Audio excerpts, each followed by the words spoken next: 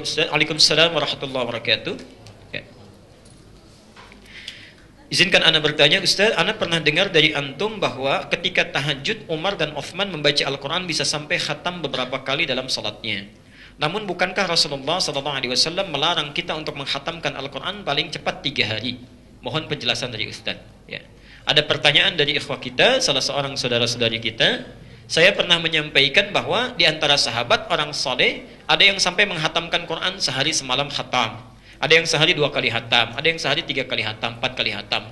Saat yang bersamaan ada hadis Nabi yang melarang menghatamkan Quran kurang dari 3 hari. Pernah dengar itu? Bagaimana korelasinya? Kita buktikan dulu barangkali keterangannya supaya tidak keliru. Keterangan kami yang menyampaikan para sahabat itu pernah khatam, bahkan salafus saleh, tabi'in, sampai ulama-ulama ya, kekinian pernah menghatamkan Quran bahkan dalam sehari semalam. Ya. Anda bisa cek itu, misal referensinya, saya sebutkan dulu.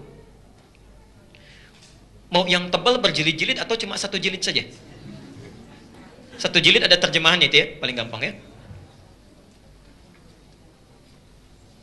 Oh ini lekat tintanya. Kitabnya namanya At-Tibyan fi Adab Hamalatil Quran, karangan Imam An-Nawawi. Ya. Ada terjemahannya dalam bahasa Indonesia dan bisa di googling di internet gratis. Ya. Kalau di internet saya lihat dalam bahasa Melayu itu ya, At-Tibyan, tulis saja At-Tibyan, At-Tibyan. Ya. At-Tibyan. An-Nawawi tulis, oke. Okay?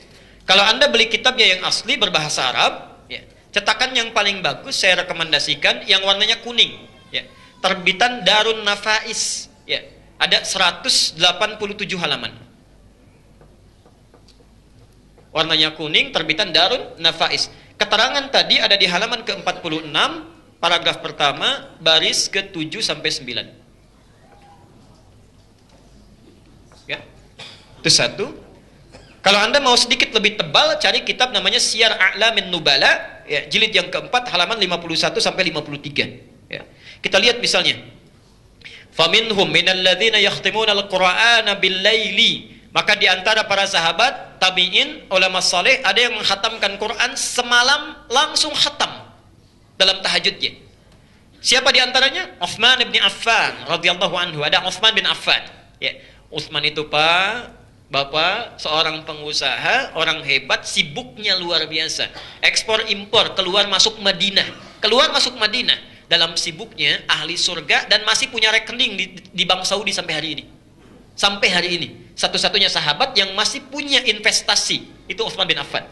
Dulu ada satu sumur yang dimonopoli oleh Yahudi, setiap dapat air dari situ mesti bayar. Oleh Utsman diambil, dibeli, dibebaskan oleh Utsman. Siapa saja boleh ambil tanpa bayar. Sekitarnya ada kebun, dibebaskan juga oleh Utsman. Ya. Sekarang itu sudah kebunnya diganti, relokasi menjadi hotel. Setiap ada royaltinya itu disimpan di salah satu bank di atas namakan Utsman bin Affan. Disedekahkan pada umat-umat yang membutuhkan, umat Islam yang membutuhkan. Itu Utsman. Masih sempat menunaikan tahajud sampai khatam Quran. Sekali tahajudnya, 1 malam, sampai khatam Quran. Masya Allah. Sahabat ahli surga, orang kaya. Investasi hartanya ada sampai sekarang, mau tahajud sampai khatam Quran. Antum bukan sahabat, ya, belum jelas surganya. Kaya juga nggak sampai kekayaan Utsman. Ya Masya Allah. Jangankan tahajud, kadang-kadang salat fardu masih terlambat. Salahnya di mana? Ya, kita barangkali perlu pelan-pelan belajar. Ada Mujahid, Imam Al-Mujahid. Ada Muhammad bin Idris Asy-Syafi'i, Masya Allah. Bahkan Qatadah itu 3 kali khatam. Imam Asy-Syafi'i itu sekali khatam dalam sehari. Kalau Ramadan 2 kali khatam sehari. Ya. Umar bin Khattab 4 kali dalam sehari. Begitu mendengar Utsman berapa? Sekali khatam, saya 4 kali. Besoknya 4 kali Umar. Umar itu selalu begitu, ingin berlomba dengan Utsman. Utsman kata Nabi, "Anfiqu fi sabilillah, infak." Yang lain infak. Kata Utsman, "Ya Rasulullah, kurang berapa?" Sekian. Kata Utsman, 1/3 harta saya. 1/3. Dulu asetnya masih 6 triliun. 1/3-nya 2 triliun. Ringan lisannya, ambil 1/3 harta saya. Kedengaran oleh Umar, "Ya Rasulullah, katanya Utsman 1/3. Iya, saya setengah harta saya. Setengah harta saya." Itu Umar. Itu berlomba, Pak, Bu, berlomba, motivasi diri. Nah, adapun hadis yang dimaksudkan larangan menghatamkan Quran dalam 3 hari, itu Anda bisa temukan di dalam Abu Daud, hadis riwayat Abu Daud nomor hadis 1390 dari Abdullah bin Umar radhiyallahu anhuma. Abu Daud, nomor hadis 1390 dari Abdullah bin Umar. Abdullah bin Umar datang pada Rasulullah, saya ingin menghatamkan Quran ya Rasulullah. Ya, kata Nabi, ya dalam sebulan. Enggak, saya masih kuat. Terus 10 hari, saya masih kuat. Dalam 7 hari, saya masih kuat, saya masih mampu. Kata Nabi, tidak akan mampu memahaminya kecuali engkau lakukan dalam 3 hari. Jangan kurang dari 3 hari. Ditujukan kepada Abdullah bin Umar yang waktu itu masih kecil. Masih kecil. Ya, diminta untuk baca oleh Nabi sekaligus memahami maknanya. Ini isyarat, ada 2 isyarat di hadis ini. 1, saat kita membaca Al-Quran, yang dituntun oleh Rasulullah bukan sekedar baca hampa makna. Walaupun ada pahalanya, ada. Ya. Anda baca Quran, dan itu keutamaan Quran. Tidak ada satu kitab pun di dunia ini, yang dibaca tanpa paham isinya kecuali Quran. Ada beli handphone, tulisan Cina-nya, misal, atau kanji begini.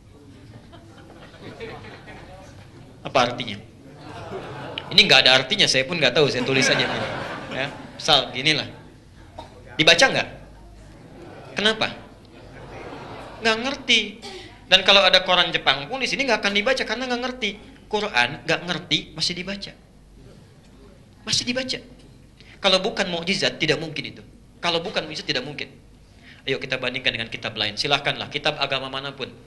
Ada nggak kitab yang diulang-ulang dalam sehari 17 kali dibaca? Ada nggak? Kalau diulang-ulang 17 kali, apa sifat yang muncul? Bosan. Cuma Quran yang saat dibaca, diulang-ulang, tidak pernah bosan. Cuma Quran. Ada yang bosan baca Al-Fatihah? Kita itu baca 17 kali minimal dalam sehari. Dalam sholat fardu. Tapi nggak ada tuh yang bosan. Ustaz, saya bosan baca Al-Fatihah, yang lain boleh nggak? Nggak ada. Nggak ada, demi Allah saya katakan. Ya. Cuma Quran itu kitab satu-satunya dibaca nggak pernah bosan. Cuma mohon maaf, cepat ngantuk. Cepat ngantuk. Ya. Kitab lain memang nggak bosan, tapi ketika baca Quran 5 menit sudah begini. BBM bunyi, WhatsApp bunyi, ping, bisa ketik lagi. 15 menit kuat itu. Quran tidak, karena memang ada setan khusus. Setan khusus ya mengarahkan kita, memalingkan supaya nggak baca Quran. Karena Quran itu belum dipahami, dibaca saja satu hurufnya itu sudah 10 pahala kebaikan. At-Tirmidzi nomor hadis 2910. Masya Allah. Man qara'a harfan min kitabillahi falahu asyru hasanat. Siapa yang baca satu huruf saja dari kitabullah, 10 kebaikan pahalanya. Walam aqul alif lam mim harfun, saya tidak katakan alif lam mim itu satu huruf, walakin alifun harfun, lamun harfun, mimun harfun. Tapi alif satu huruf, lam satu huruf, mim satu huruf. Walikulli harfin asyru hasanat, setiap hurufnya 10 kebaikan. Cuma Quran. Ya. Tapi kalau Anda mampu sudah baca bahasa nabinya, ayo baca dengan artinya. Pahami maknanya. Nah, orang dianjurkan kata Nabi, nggak mungkin bisa baca Quran memahami artinya kecuali minimal 3 hari kata Nabi. Kalaupun terus kita baca, itu maksudnya. Tapi kalau ada orang yang sudah paham isinya, ngerti kandungannya, dibaca cepat sesuai makhrajnya, tajwidnya juga paham, artinya kandungannya meresap dalam jiwanya. Wah, itu 1 hari bisa, 3 hari, 4 kali khatam bisa. Karena sudah ngerti isinya. Ya. Makanya jangan tanya Utsman. Utsman itu sebelum dipahami, sudah dipraktekkan. Ya, Abu Bakar sudah praktek, Umar sudah praktek. Makanya wajar kalau sehari bisa khatam Quran 4 kali, 3 kali, 1 kali paling minimal. Karena sudah ngerti isinya. Nah, itu maksudnya hadisnya, jadi tidak bertentangan. Anda yang sudah paham, mengerti kandungannya, silahkan ya. Tapi kalau kita belum paham, belum mengerti, apalagi bacaan belum baik, maka setidaknya berhati-hati dalam membacanya. Ya. Sedikit salah huruf bisa berubah. Alhamdulillahi Rabbil Alamin. Ain. Ya. Segala puji bagi Allah, Tuhan semesta alam. Dibaca pakai hamzah. Alhamdulillahi Rabbil Alamin. Segala puji bagi Allah, Tuhan orang-orang yang kena penyakit. Dan lain. Waliyadzubillah. Alhamdulillahi Rabbil Alamin. Pakai ain.